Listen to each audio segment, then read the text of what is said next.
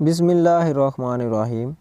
تو دوستو آج ہم بات کریں گے سید رفیق حسین پہ، جو اردو ادب کے بہت بڑے افسانہ نگار ہیں، جن کے ہاں جزیات کا بے پناہ جو ہے استعمال ہمیں دیکھنے کو ملتا ہے۔ تو ان کے ہاں جانور اور جنگل، ان دو موضوعات پہ افسانہ نگاری جو ہے دیکھنے کو ملتی ہے، اور جزیات کی اگر بات کریں تو وہ تقریباً سب سے زیادہ جو ہے سید رفیق حسین کے ہاں ہی پائی جاتی ہے۔ تو آج ہم سید رفیق حسین کی کچھ حالات زندگی اور فکر و فن پہ بات کریں گے۔ سید رفیق حسین جو ہے 1913 کو لکھنؤ میں پیدا ہوئے۔ اردو کے مشہور افسانہ نگار کی حیثیت سے جانے جاتے ہیں، اور 1990 میں جو ہے ان کا انتقال جو ہے اسی شہر لکھنؤ میں ہی ہوتا ہے۔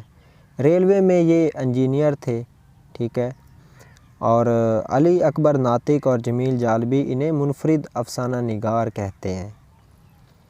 اور اگر اس کے فکر و فن کے حوالے سے ہم بات کریں تو یہ ایک ایسا چھپا ہوا افسانہ نگار ہے جسے تلاش کرنا پڑتا ہے، جس کے اندر بڑے جوہر جو ہیں وہ چھپے ہوئے نظر آتے ہیں۔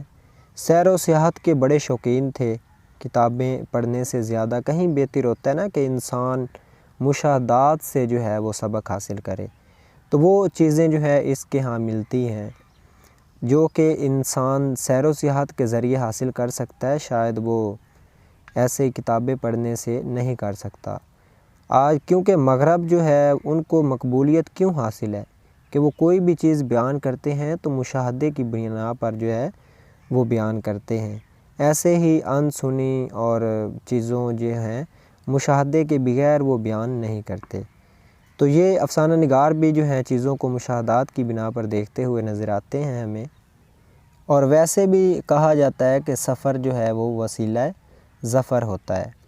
تو اس کے حوالے سے ایک اہم نکتہ ہے کہ سید رفیق حسین کہیں تنہا کھڑا نظر آتا ہے، اپنے میدان اور سوچ کا اکیلا ہی مسافر ہے۔ یہ کسی تنظیم یا گروپ کا حصہ نہیں بنا۔ ویسے بھی جو انسان خود ہی سفر کرے اور خود ہی چیزوں کو دیکھے وہ کمال ان کو حاصل ہے۔ تو پھر اسی وجہ سے کہانی بننے کا فن خود اپنے طور پر بیان کرتے ہیں۔ بڑے بڑے افسانہ نگار کے ہاں ہمیں کسی نہ کسی کے زیر اثر جو ہے وہ اثرات نظر آتے ہیں، مگر رفیق حسین نے کسی کے زیر اثر نہیں لکھا، بلکہ اپنے طور پر جس طرح چیزوں کو دیکھا ویسے ہی انہوں نے بیان کیا ہے۔ تو اپنے اس دور کی تہذیب و ثقافت کی چیزوں کو پیش کرتے ہوئے نظر آتے ہیں۔ جب ہم ان کا مجموعہ آئینہ حیرت اور دوسرا مجموعہ جو ہے وہ آئینہ حیرت اور دوسری کہانیاں پڑھتے ہیں تو ان کا اپنا رنگ اور انداز بیان جو ہے اس میں جھلکتا ہوا نظر آتا ہے۔ ان کا اصل ہدف جو ہے جانور اور جنگل ہی ہے، یعنی جانور اور جنگل کو بیان کرتا ہے، جانوروں کی نفسیات کو بیان کرتے ہوئے ہمیں نظر آتے ہیں۔ ان کے بارے میں کہا جاتا ہے کہ یہ اکثر جنگلوں اور دور دراز علاقوں میں جو ہے وہ کہانی لکھنے چلا جاتا تھا۔ کیونکہ یہ ریلوے میں ملازم تھا تو اسی لیے آس پاس جنگل ہوتے تھے، تو پھر وہ وہی جنگلوں میں جاتا اور وہی منظر وہی چیزیں جو ہے وہ بیان کرتا ہے، جس کی وجہ سے جو ہے ان کا چیزوں کے بارے میں مشاہدہ بہت زیادہ ہے۔ تو افسانوں میں جانور اور جنگلوں کا بڑا جو ہے قابل ذکر مطالعہ جو ہے ان کے ہاں میں دیکھنے کو ملتا ہے۔ یہ اپنی کہانی کے اندر ہی رہتے ہیں، ٹھیک ہے۔ ان کا پہلا مجموعہ ہم نے بات کی آئینہ حیرت ہے، جو 1944 میں شائع ہوا۔ اس میں 8 افسانے ہیں۔ ان تمام افسانوں کے مرکزی کردار جو ہیں وہ جانور ہیں۔ جنگل اور جانور کی نفسیات کو پیش کیا گیا ہے۔ ان افسانوں کو خالصتاً جنگلی بھی نہیں کہا جا سکتا، کیونکہ اس میں جو ہیں حکایتیں، دانش کے پہلو، تمثیل وغیرہ بھی دیکھنے کو ملتی ہے۔ انسان اور جانوروں کو پیرالل دکھاتے ہیں یہ۔ تو اس میں جو ہے جانور اپنی فطرت کے سبب چلتے ہیں اور انسان کو اس کی فطرت کے سبب جو ہے انہوں نے پیش کیا ہے۔ تو بقول انوار احمد جو ہے وہ کہتے ہیں کہ یہ اردو افسانے کا اکلوتا ہے، ٹھیک ہے، جن کے ہاں ایسے موضوعات ملتے ہیں، ان کے علاوہ کسی اور کے ہاں ہمیں دیکھنے کو نہیں ملتے۔ تو رفیق حسین ہمارے سماج کے جو ہیں وہ تضاد کو طنزیہ انداز میں پیش کرتے ہیں جن میں اصلاحی پہلو شامل ہے۔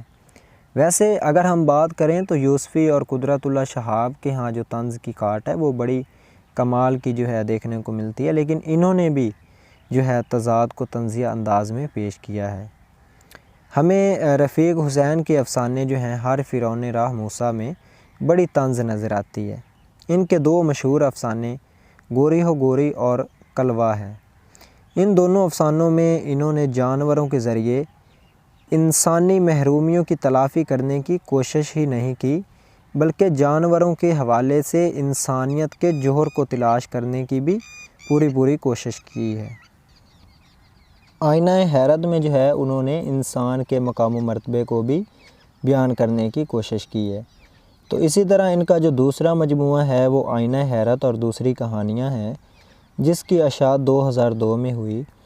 اس میں ان کا ایک افسانہ اکبر بھی شامل ہے جو نامکمل افسانہ ہے۔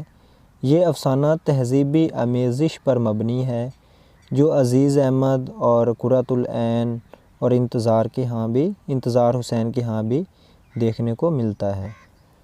اس مجموعے میں جو ہے یہ رفیق حسین کی شخصیت بھی جو ہے وہ کھل کر ہمارے سامنے آتی ہے۔ کہتے ہیں کہ یہ اکثر جو ہے ترک ملازمت کا بھی سوچتے رہتے تھے۔ ان جو زندگی ہے ان کی وہ اس کو اپنی مرضی کے مطابق جینے کے خواہش مند تھے کہ اپنی زندگی میں وہ سختیوں کو برداشت کرنا نہیں چاہتے تھے۔ ان کے مشہور افسانوں میں جو ہے وہ گوری ہو گوری، بے زبان، کلوا، کفارہ اور آئینہ حیرت وغیرہ جو ہے وہ شامل ہیں۔ تو اسی طرح مزید ہم آگے ان کے یہ جو بھی افسانے ہیں ان پہ بھی ہم گفتگو کریں گے۔